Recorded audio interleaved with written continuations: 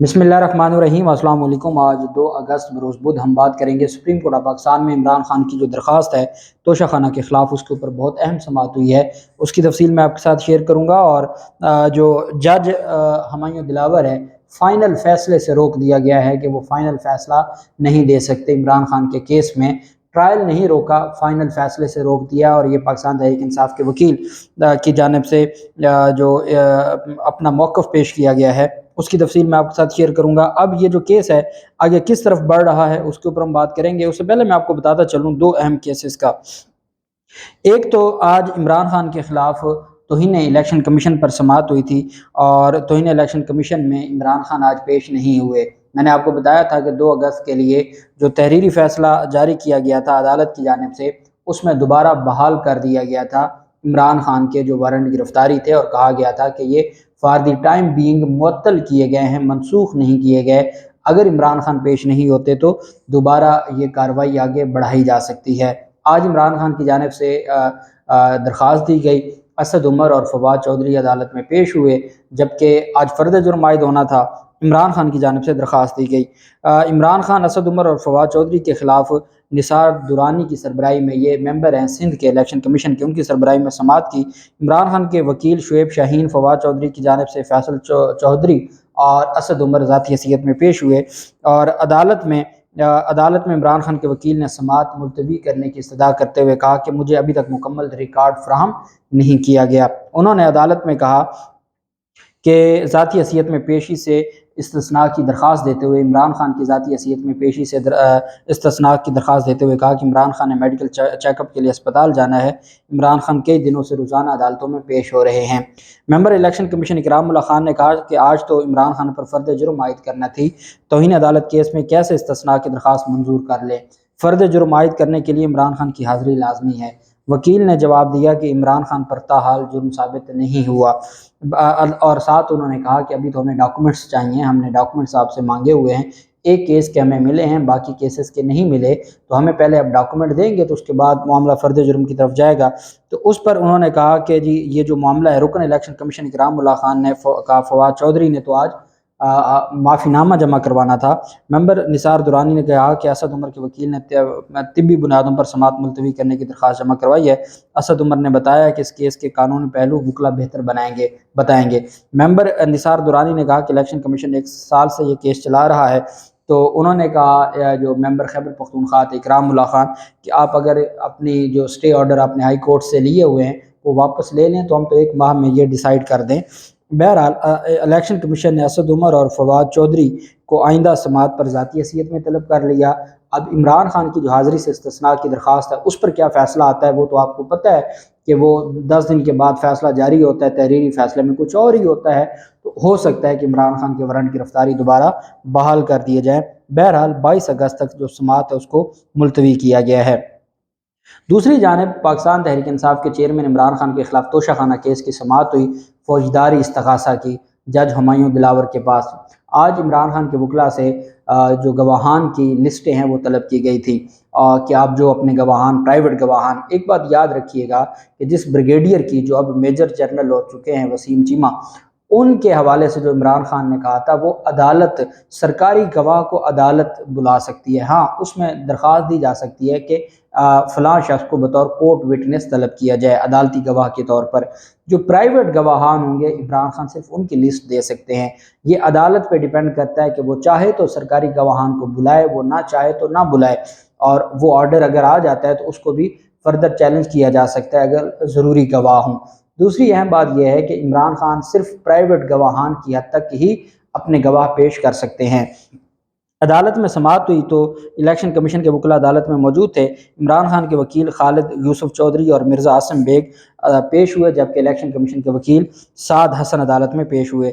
दौरान समाअत इमरान खान के वकील खालिद यूसुफ ने कहा कि ख्वाजा हारिस साहब सुप्रीम कोर्ट में हैं, तो वो 12 बजे के बाद आएंगे। जज हुमायूं दिलावर ने कहा कि वहाँ के 11:30 बजे लगा हुआ है, यहाँ 9:30 बजे था, तो यहाँ से होके चले जाते। खैर, इलेक्शन कमीशन के वकील साद हसन ने कहा कि इन्होंने गवाहान की लिस्ट अदालत में पेश करनी थी। जज हुमायूं दिलावर ने कहा कि आपने अदालत में आज गवाहान की लिस्ट पेश न की तो आपका राइट ख़त्म कर देंगे। سیدھا رائٹ ہی ختم کر دیں گے۔ اب بعد ازاں عدالت نے کیس کی سماعت میں 12 بجے کے لیے وقفہ کیا تھا۔ اب وقفہ گزر چکا ہے، چونکہ سپریم کورٹ آف پاکستان میں جو کارروائی ہے، جو سپریم کورٹ آف پاکستان میں معاملہ ہے وہ ہو چکا۔ اب سپریم کورٹ آف پاکستان میں سماعت ہوئی جسٹس یحییٰ افریدی صاحب کی سربراہی میں۔ یہ بیسیکلی 3 رکنی بینچ تھا جس نے سماعت کی عمران خان کی درخواست پر۔ خواجہ حارث صاحب عمران خان کی جانب سے پیش ہوئے۔ خواجہ حارث صاحب کی جانب سے عدالت کے سامنے 3 پوائنٹس رکھے گئے۔ خواجہ حارث صاحب سے سوال کیا گیا کہ آپ نے یہ جو فیصلہ، چونکہ جب خواجہ حارث صاحب نے یہ درخواست دائر کی تھی تو اس وقت چونکہ 27/7 کا جو فیصلہ ہے وہ جاری نہیں کیا گیا تھا، تو عدالت نے کہا بھی آپ نے جو چیلنج کیا ہے تو وہ تو کوئی آرڈر ہی نہیں ہے جس کو آپ نے چیلنج کیا ہے۔ آپ نے جو ریلیف ہم سے مانگا تھا وہ ہم نے آپ کو دے دیا تھا، اسلام آباد ہائی کورٹ کی طرف معاملہ ہم نے ریفر کر دیا تھا، اس کے بعد اب آپ کیا چاہتے ہیں؟ خواجہ حارث صاحب نے کہا کہ اگر ہمیں اسلام آباد ہائی کورٹ سے کوئی فوری ریلیف ملا ہوتا تو ہم آپ کے پاس نہ آتے، ہم آپ کے پاس آئے ہی اس لیے ہیں کہ جو اسلام آباد ہائی کورٹ ہے اس نے ہمیں کوئی ریلیف نہیں دیا۔ عدالت کو انہوں نے بتایا کہ ہم نے 8 جولائی کا ہمارے خلاف فیصلہ تھا، 8 جولائی کے فیصلے کو ہم نے چیلنج کیا اسلام آباد ہائی کورٹ میں، وہ 19 جولائی کو پہلی دفعہ لگا، پہلے اعتراض لگا، پہلے تو جج صاحب موجود نہیں تھے، 19 جولائی کو لگا، اس پہ نوٹس جاری کر دیا۔ تو انہوں نے کہا کہ انٹرم سٹے اپلیکیشن تھی، ہم جو ٹرائل تھا اس کو رکوانا چاہتے تھے کہ اگر ٹرائل نہیں رکے گا تو ہماری جو درخواستیں ہیں وہ کدھر جائیں گی، ہماری درخواستیں تو غیر مؤثر ہو جائیں گی۔ تو ہم نے سٹے اپلیکیشن دی، تو سٹے اپلیکیشن کو انہوں نے نوٹس کر دیا۔ پھر 27/7 کو لگا، سپریم کورٹ کی ڈائریکشن تھی کہ پہلے اس کو ڈیسائیڈ کریں۔ سپریم کورٹ نے کہا کہ دونوں فریقین کی سٹیٹمنٹ ہے کہ پہلے اسلام آباد ہائی کورٹ ڈیسائیڈ کرے۔ جب یہ سارا کچھ ہو چکا تھا تو پہلا کام اسلام آباد ہائی کورٹ کا بنتا تھا کہ وہ سٹے دیتے، کہ سپریم کورٹ چونکہ کہہ رہی ہے کہ پہلے اس معاملے کو ڈیسائیڈ کریں پھر اس کے بعد آگے چیزیں چلیں گی۔ تو سپریم کورٹ آف پاکستان کی ڈائریکشن کے باوجود اسلام آباد ہائی کورٹ نے ٹرائل نہیں روکا۔ اب اسلام آباد ہائی کورٹ نے ٹرائل نہیں روکا، اسلام آباد ہائی کورٹ نے جو ہمارا کیس تھا اس کو لاسٹ تھرسڈے کو لگا تھا 27/7 کو، اور اس کے 7 دن کے بعد کی تاریخ دی ہے 3 اگست کی، اور جو نیچے ٹرائل کورٹ ہے وہ روزانہ کی بنیاد پر سماعت کر رہی ہے۔ آج انہوں نے یہ کہا، خواجہ حارث صاحب نے کہا کہ مجھے ابھی اپنے وکیل جو ایسوسیٹ نے بتایا کہ آج ہم نے گواہان کی لسٹ دینی ہے، کل 342 کی سٹیٹمنٹ ریکارڈ ہو گئی ہے، آج ہم نے لسٹ دینی ہے روزانہ کی بنیاد پر۔ کوئی ڈائریکشن نہیں ہے اس کیس میں، کسی عدالت نے نہیں کہا کہ روزانہ کی بنیاد پر سماعت ہو، چھٹیاں جاری ہیں۔ اور آج مجھے ابھی وکیل نے بتایا کہ عدالت نے کہا کہ آج اگر آپ نے گواہان کی لسٹ نہ دی تو آپ کا جو رائٹ ہے اس کو کلوز کر دیا جائے گا، آپ کا رائٹ ختم کر دیا جائے گا۔ تو جب معاملات یہاں تک ہوں تو ہم کدھر جائیں؟ جسٹس یحییٰ افریدی صاحب نے ریمارکس یہ کہ جو ریلیف آپ نے مانگا ہے وہ ہم نے دے دیا تھا۔ حیرت ہے کہ پھر بھی سپریم کورٹ سے آپ نے رجوع کیا۔ ساتھ انہوں نے سوال کیا کہ اب ہائی کورٹ میں کیس کب کے لیے مقرر ہے؟ تو خواجہ حارث صاحب نے بتایا کہ ہائی کورٹ میں سماعت کل کے لیے مقرر ہے۔ وکیل درخواست گزار نے کہا کہ کیس کل ہائی کورٹ میں سماعت کے لیے مقرر ہے۔ ہمارا اصل سوال ہے دائرہ اختیار کا۔ اگر دائرہ اختیار کو ہی طے نہیں کیا جاتا اور عدالت ادھر فیصلہ سنا دیتی ہے، بھلے وہ استغاثہ منظور کرے یا استغاثہ خارج کرے لیکن وہ فیصلہ سنا دیتی ہے، تو ہمارے لیے تو کوئی ریمیڈی نہیں ہے۔ ہم کس اتھارٹی کے پاس جائیں گے، کہاں ریمیڈی لینے جائیں گے؟ اگر انہوں نے ایک معاملہ ہائی کورٹ میں پینڈنگ پڑا ہے، ہائی کورٹ میں ہماری 4 اپیلیں پینڈنگ پڑی ہیں، اور جو لسٹ پینڈنس کا جو کنسیپٹ ہے کہ جب کوئی معاملہ عدالت میں پینڈنگ ہو تو اس سے متعلق چیزوں کو آگے نہیں چلایا جا سکتا، لیکن ٹرائل کورٹ اسلام آباد ہائی کورٹ کے میں پینڈنگ جو کیس ہے اس کو دیکھ ہی نہیں رہی، تو پھر اگر وہاں ڈیسائیڈ ہو گیا، ہماری اسلام آباد ہائی کورٹ میں جو آپ نے ڈائریکشن دی کہ پہلے یہ ڈیسائیڈ کریں، وہ تو پینڈنگ پڑی رہے گی، پھر اس کا تو فائدہ کوئی نہیں ہوگا۔ جسٹس یحییٰ افریدی صاحب نے کہا کہ آپ کی درخواست غیر مؤثر ہو چکی تھی، پھر بھی ہم نے سنا اور آرڈر دیا، ہم صورتحال کو سمجھ رہے ہیں، ہم نے حکم نامے میں لکھا تھا کہ ہائی کورٹ درخواستوں کو اکٹھا سنیں، ہو سکتا ہے جو ریلیف آپ مانگ رہے ہیں وہ ہائی کورٹ کل اس کے اوپر فیصلہ کر دے، پہلے ہائی کورٹ کو فیصلہ کرنے دیں۔ وکیل درخواست گزار نے کہا کہ ہائی کورٹ نے ان کے حکم امتناع نہیں دیا، اس لیے سپریم کورٹ آئے ہیں۔